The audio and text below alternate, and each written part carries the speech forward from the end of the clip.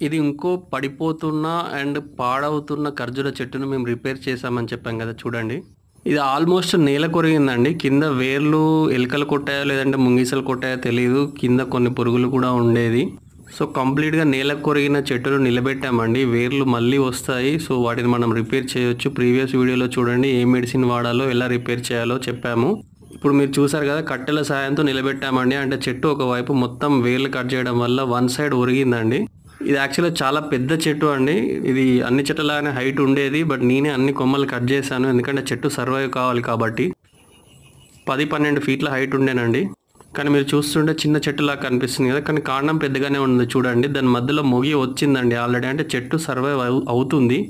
కొత్త మొగి పుట్టిందండి. మీరు చూడండి చేత్తో జరిపి చూపిస్తున్నాను చూడండి. అది కొత్తదండి. కొత్తదంటే కొత్తది. మనం రిపేర్ చేసేటప్పుడు అది లేదు.